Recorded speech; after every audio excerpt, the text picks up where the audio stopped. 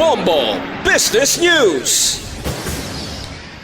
Maayo nga balita para sa aton nga LPG o kanu liquefied petroleum gas users. Epektibo subong nga aga nagbuhin ba ng presyo sini nga produkto. Sunod sa Lane, mag-implementari ni isang rollback nga 3 pesos and 36 centavos per kilogram. Sa liwat 3 pesos and 36 centavos per kilogram nga katumbas ang 33 pesos nga buhin sa 11 ka kilo nga tangke sang LPG. Sunod naman kay LPG Marketers Association founder Arnel T, ini nga rollback kasunod sang mas manubo nga galastuhan sa shipping kag transportasyon. Matandaan nga una na nga daan nga ginanunsyo ang inisyal nga rollback sa LPG matapos ginkakas ni President Ferdinand Bongbong Marcos Jr. ang excise tax sa amo nga produkto amo man sa kerosene.